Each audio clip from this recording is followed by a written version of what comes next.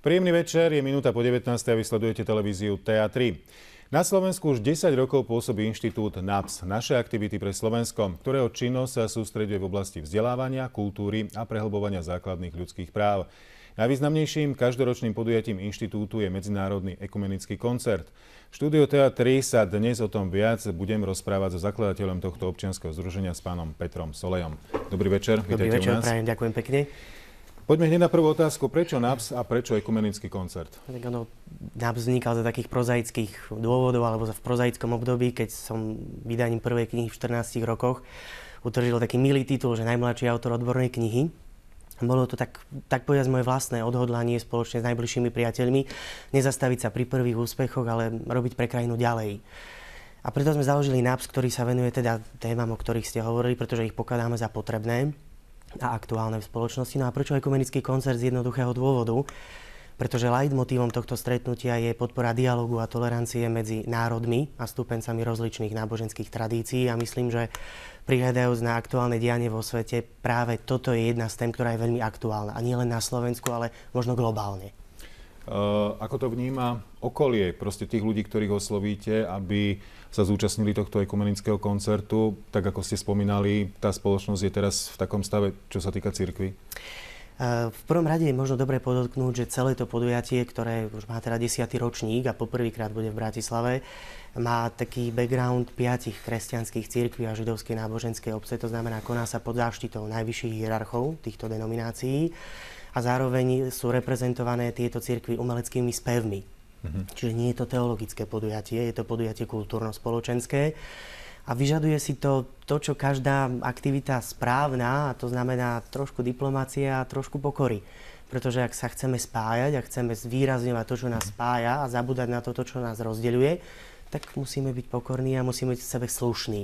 A taká tá úcta a duch priateľstva chcú byť takým plameňom tej sviece, alebo koncert sa dá povedať, že je taká svieca v takom zatmenom svete, ktorý dnes nechce veľmi hovoriť práve o Bohu a nechce práve hovoriť o jednote, dá sa povedať. Ja by som možno zvýraznil len jednu vec, že spomenuli sme dialóg a toleranciu. Je to trošku tak pertraktované slovné spojenie dnes a veľmi veľa záujmových skupín sa ním oháňa, kdežto náš dialóg a tolerancia, alebo dialóg a tolerancia NAPS Medzinárodného ekumenického koncertu, to chce byť práve úcta a hľadanie jednoty, nezabúdajúc pritom na Boha. Pretože Boh je už pojem, ktorý je dnes síce často spomínaný, ale veľakrát zamieňaný za rôzne iné formy. K tomu sa ešte dostaneme, ale chcem sa spýtať, toto ste spomínali, že už je 10. ročník a prvýkrát je v Bratislave. To znamená, že ste začínali? Začínali sme v Medzilaborciach, kde občianske združenie aj vzniklo. To bol prvý a druhý ročník. V 3. roku sme boli v Prešove a ostatných 6 ročníkov bolo realizovaných v Košiciach, v štátnom divadle. Pričom tým, že je to inštitút Našej aktivity pre Slovensko, tak nie je to stále v jednom meste, ale chce to byť aj v iných mestách.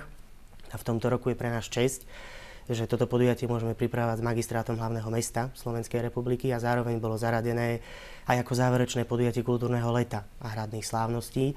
Takže ja sa teším, že to kultúrne leto bude završené spevom kresťanov a židov, a to zo Slovenska, Maďarska a z Rakúska. 10. ročník, okrúhle výročie v Bratislave, to znamená, že sa budete potom posúvať smerom na východ? Viete, človek mieni, Pán Boh mení, uvidíme, čo bude ďalej. Ale každopádne som veľmi vďačný za tento posun, ale aj za to, že viete, ak si zoberiete 10 rokov, tak 10 rokov síce v kontexte porovnania, kedy vznikla Slovenská republika, nie je tak málo, ale v kontexte svetovom, keď už sme tu spomenuli globalizáciu, je to veľmi málo. Ale my sme v NAPSe vďační, že za tých doterajších 9 ročníkov toto podujatie podporili mnohé svetové autority. Môžeme spomenúť napríklad svätého otca Benedikta XVI. Alebo pápeža Benedikta XVI., ktorý poslal pred 4 rokmi na toto podujatie telegram. Taktiež jeho svätosť ekumenického patriarchu Bartolomeja, ktorý je duchovným vodcom pravoslávnych na svete. Ale nie len takéto cirkevné autority, ale môžeme spomínať napríklad jordánskeho princa El Hassan bin Talal, ktorý pred 2 rokmi vymenoval svojho legáta. Princ je známy takýmito aktivitami nielen teda v Jordánsku. Či ukrajinský prezident Viktor Juščenko, ktorý pred pár rokmi posielal posolstvo. A môžem povedať teda také, čo ešte nie je zverejnené, že práve včera nám bol zo Šandorovho paláca v Budapešti doručený list úradujúceho maďarského prezidenta Jánoša Adera, ktorý práve zasiela tomuto podujatiu a jeho účastníkom. A i keď obsah neprezradím, musím sa priznať, že je nielen veľmi pekný, ale aj obsahovo veľmi zaujímavý. To znamená, že zrejme bude odprezentovaný ten list na tomto podujatí. Ano. Ako bude to podujatie samotné prebiehať? To podujatie má štandardne 3 časti. Tá prvá časť, počas ktorej si uctíme aj vždy štátnu hymnu Slovenskej republiky, je spojená s príhovormi. Otvárací príhovor bude mať pán primátor hlavného mesta Slovenskej republiky, pán Vtáčnik. Tá druhá hlavná časť je práve reprezentovaná umelcami v tomto roku z 3 krajín.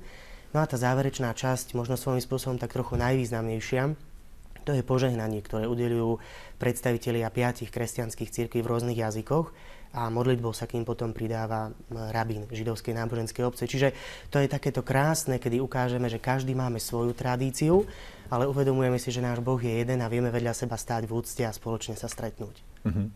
Ako je to s návštevnosťou tohto podujatia? Je to len pre pozvaných hostí, alebo môže sa zúčastniť tohto podujatia aj verejnosť? Nie, to by stratilo názov, ten ekumenický, keby to bolo pre pozvaných. Nemalo by to hodnotu, to slovo v názve. Isté, že máme pozývaných hostí aj v tomto roku. K dnešnému dňu máme potvrdenú účasť veľvyslancov 19 krajín, čo je veľmi veľká vec pre toto podujatie. No, ale ľudia sa môžu zúčastniť toho koncertu, ak si navštívia webovú stránku, neviem, či ju môžem povedať, ale tým, že je to charitatívne podujatie, tak by som si dovolil. Tá stránka je, že www.ekumenickykoncert.sk, kde sú bližšie informácie o podujatí a majú možnosť požiadať aj o vstupenku, bezplatnú vstupenku. No a samozrejme, keďže divadlo má nejakú kapacitu, tak budeme môcť vyhovieť len do istého počtu, ale myslím si, že pár miest tam ešte stále je. Vy ste spomínali, že ste dostali teda aj list od pápeža Benedikta XVI. Alebo čo súčasný pápež? Ako sa k tomu stavia? Vie o takejto akcii, že je? Vie Svätý Otec o takejto akcii. Mal som česť stretnúť sa so Svätým Otcom Františkom. Bolo to nedávno, 30. apríla. A odovzdal som jeho svetosti do rúk aj taký, nazvem to tak moderne, že taký sum up, krátku históriu toho podujatia. A informoval som Svätého Otca, že tak teda aj takéto aktivity sa v 3. sektore na Slovensku robia. A Svätý Otec bol veľmi potešený. Aj spomeniem možno taký symbolický dar, pretože Inštitút NABS, ako som spomínal, má veľmi korektný a priateľský vzťah s duchovným lídrom Pravoslavnej cirkvi na svete, ekumenickým patriarchom. A Svätý Otec František bol pár dní pred stretnutím s patriarchom Bartolomejom a pre zmenu ja som mal tú česť stretnúť patriarchu pár dní pred Svätým Otcom. Tak som vravel patriarchovi, že ak teda sa stretneme s pápežom, tak mu odovzdám dar, a síce biskupský plášť mantiu, ktorú nosia teda biskupy východných kresťanských cirkví. A aj som to Svätému Otcovi odovzdal so želaním, aby ich stretnutie v Jeruzaleme prinieslo ovocie jednoty kresťanov na zemi. A potom, čo sa udialo následne po stretnutí izraelského prezidenta Abbasa vo Vatikáne a spoločná modlitba za mier, tak som mal takú nádej, že teda sa to pohyňa tým správnym smerom. Dúfajme, že hej. Pán Solej, v tejto chvíli ďakujem vám za rozhovor, bolo to zaujímavé. Nech to dopadne tak, ako si vy budete prijať. Nech všetko dopadne teda dobre. Ďakujem veľmi pekne. A teším sa na ďalšie stretnutie. Ďakujem aj ja za pozvanie a za váš čas. Dovidenia. Dovidenia.